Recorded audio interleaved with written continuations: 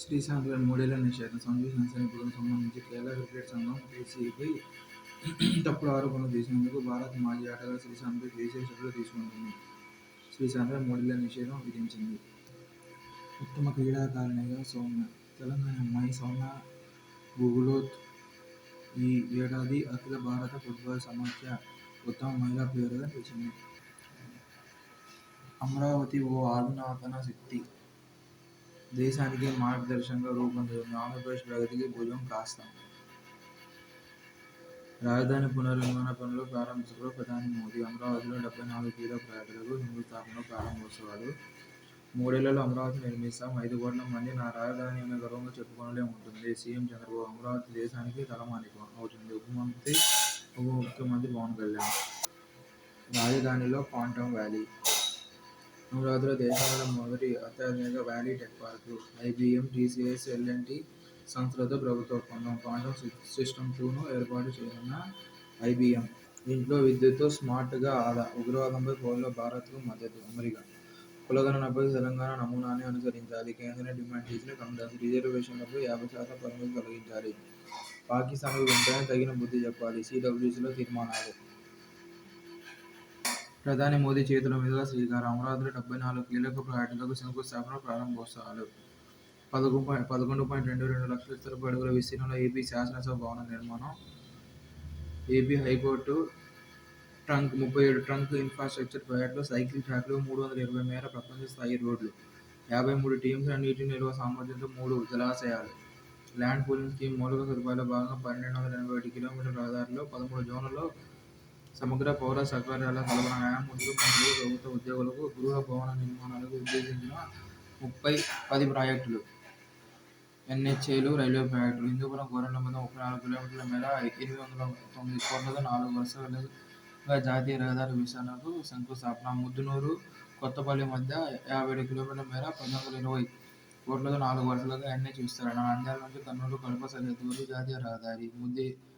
ముదిరెడ్డిపాలెం నుంచి కడప నెల్లూరు సరిహద్దు వరకు ఎన్హెచ్ను 36 కిలోమీటర్ల మేర 279 కోట్లతో విస్తరణ. రణస్థలం పట్టణ పరిధిలో 5 కిలోమీటర్ల మేర జాతీయ రహదారి 16ని 252 కోట్లతో 6 వరుసలుగా విస్తరణ. శ్రీ సత్యసాయి జిల్లాలోని ఎన్హెచ్-44లో ఎర్రమంచి, గుడిమల్లి గ్రామాల మధ్య 2 కిలోమీటర్ల మేర 124 కోట్లతో ROB. Guntakal west, Mallappa gate స్టేషన్ల మధ్య 10 కిలోమీటర్ల మేర 293 కోట్లతో రైలు ఓవర్ రైలు వంతెన. నాగాయలంక వద్ద 1459 కోట్లతో చేపడుతున్న క్షిపణి ప్రయోగ కేంద్రం. విశాఖపట్నం మొదలవాడ వద్ద 172 కోట్లతో పీఎం ఏక్తా మాల్ నిర్మాణం. జాతికి అంకితం చేసిన ప్రాజెక్టులు. మూడుకొండ సింగరాయకొండ వద్ద జాతీయ రహదారి, సీతారామ తంగళం మధ్య జాతీయ రహదారి, జమ్ములమడుగు పొద్దుటూరు మధ్య రైల్వే గేటు, పొంగనూరు పట్టణ పరిధిలో జాతీయ రహదారి, రేణిగుంట నాయుడుపేట జాతీయ రహదారి.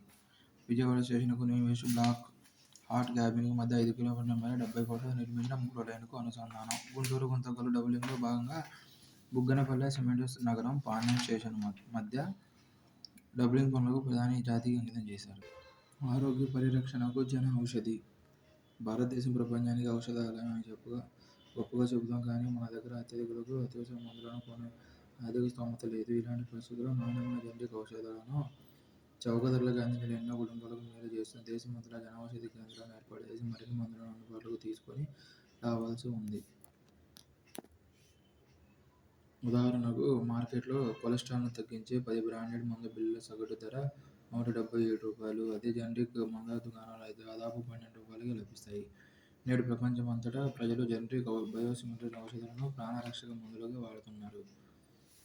ప్రపంచ ఆరోగ్య సంస్థ అత్యవసర ఔషధాలుగా వర్గీకరించిన మందుల్లో 90% పేటెంట్ గడువు తీరిపోయినవే. వాటిలో క్యాన్సర్, హృదయ రక్తనాళ వ్యాధులు, మధుమేహం, క్షయ, మూర్ఛ, మలేరియా, హెచ్ఐవి, బ్యాక్టీరియా వల్ల వచ్చే అంటువ్యాధులు, తల్లుల్లో రక్తస్రావం వంటి సమస్యలను నయం చేసే మందులే ఎక్కువ. ఆఫ్రికా, ఆసియా దేశాల్లోని 14 అల్పాదాయ దేశాలకు జనరిక్ మందుల విషయంలో భారత్ సహకారాన్ని కోరాయి. మున్ముందు పేటెంట్ గడువు తీరిపోనున్న అనేక ముఖ్యమైన ఔషధాలకు జనరిక్లను భారతీయులకు వేగంగా అందించడానికి ప్రభుత్వం నడుం కట్టాలి. హిందూ మహాసముద్రంలో వ్యూహాత్మక స్థావరం. హిందూ మహాసముద్రంలో 60 దీవుల సముదాయం చాగోస్. ఒకప్పుడు ఇది బ్రిటిష్ సామ్రాజ్య ఏలుబడిలో ఉండేది. ఈ ద్వీప సమూహాన్ని మారిషస్కు అప్పగించి ఈ దీవుల అతిపెద్దదైన డియోగో గార్సియాను లీజుకు తీసుకోవడానికి బ్రిటన్ ఒప్పందం కుదుర్చుకోనుంది. అక్కడ బ్రిటిష్, అమెరికా సంయుక్త సైనిక వైమానిక స్థావరం ఉంది. దీంతో ఒప్పందానికి అమెరికా అధ్యక్షుడు ట్రంప్ కూడా ఆమోదముద్ర వేశారు. మారిషస్ జనాభాలో 70% మంది భారతీయ సంతతి వారే. మారిషస్కు సొంత సైన్యం గానీ, నౌకాదళం గానీ లేవు. పోలీసు బలగం, తీరరక్షక దళం, కోస్ట్ గార్డ్ మాత్రమే ఉన్నాయి. ఆ రెండింటికీ భారతీయులే నాయకత్వం వహిస్తున్నారు. మారిషస్కు చెందిన అగలేగా దీవిలో భారతీయ నౌకా స్థావరం నిర్మితమవుతున్నట్టు 2021లో వార్తలు వచ్చాయి. సమీపంలోని మాల్దీవుల్లో చైనా ఇప్పటికే పాగా వేసినందువల్ల భారత సైనిక వ్యూహంలో మారిషస్, అగలేగా, డియోగో గార్సియాలకు ఎంతో ప్రాధాన్యం ఏర్పడింది. నేడు పసిఫిక్ మహాసముద్రం నుంచి హిందూ మహాసముద్రం వరకు చైనా నౌకాదళ సమాచారం ఎక్కువైంది. చైనాపై నిఘా వేయడానికి, డ్రాగన్ దుస్సాహసాలను నిరోధించడానికి డియోగో గార్సియాలోని ఆంగ్లో-అమెరికన్ స్థావరం ఉపకరిస్తుందని క్వాడ్ సభ్యదేశమైన భారత్ భావిస్తే ఆశ్చర్యం లేదు. అందుకే చాగోస్, డియోగో గార్సియాల విషయంలో మారిషస్, ఆంగ్లో-అమెరికన్ ఒప్పందాలపై ఇండియా ఆసక్తి కనబరుస్తుంది. ప్రపంచ పెద్దావిడగా ఏథెల్ కేటర్హుమ్ 115 ఏళ్ల వయసుతో ఈ ఘనత సొంతం. ప్రపంచంలో అత్యధిక వయసు కలిగిన వ్యక్తిగా ఇంగ్లాండ్కు చెందిన ఏథెల్ కేటర్హుమ్ నిలిచారు. 116 ఏళ్లు జీవించిన సిస్టర్ ఇనా కనబరో లూకాస్ ఇటీవల కన్నుమూయడంతో ఇప్పుడు ఏథెల్కు ఈ ఘనత దక్కింది. ఆమె 1909 ఆగస్టు 21న జన్మించారు. దేశ అభివృద్ధికి ఏపీని ఇంజన్గా చేస్తాం. అమరావతి పునఃప్రారంభంలో సభలో ప్రధానమంత్రి నరేంద్ర మోదీ. రైతులపై భారం పడకుండా 10 ఏళ్లలో ఎరువుల సబ్సిడీ కోసం 12 లక్షల కోట్లు వెచ్చించాము. ప్రపంచ ఆరోగ్య సంస్థ నేతృత్వంలో ద పాండమిక్ ట్రీటీ పేరుతో అంతర్జాతీయ ప్రజా ఆరోగ్య ఒప్పందం కుదిరింది. కోవిడ్ వంటి మహమ్మారుల సమయంలో సమాచారాన్ని పంచుకోవడం, టీకాలు, మందులు, వ్యాధి నిర్ధారణ పరీక్షల తయారీదారులు తమ ఉత్పత్తిలో 20% అందుబాటు ధరల్లో డబ్ల్యూహెచ్ఓకు అందించడం, వ్యాధిని ఎదుర్కొనే సాంకేతిక పరిజ్ఞానాన్ని పంచుకునే అంశాల్లో 193 దేశాలు ఏకాభిప్రాయానికి వచ్చాయి. ఒప్పందాన్ని ఆమోదించిన దేశాల్లో అమెరికా లేకపోవడం హానికర సూక్ష్మజీవులపై ప్రపంచవ్యాప్త నిఘా అన్న అంశాన్ని బలహీనపరిచేదే. రోడ్డుపై వైమానిక గర్జన, వాయుసేన యుద్ధవిమానాల అసాధారణ ఫీట్. గంగా ఎక్స్ప్రెస్వేపై తొలిసారి రాత్రివేళ ల్యాండింగ్, టేకాఫ్. గంగా ఎక్స్ప్రెస్వేపై ల్యాండ్ అవుతున్న ఫైటర్. సీపోర్టుతో కేరళలో ఆర్థిక స్థిరత్వం. విజింజం సీపోర్టు ప్రారంభోత్సవంలో ప్రసంగించిన మోదీ.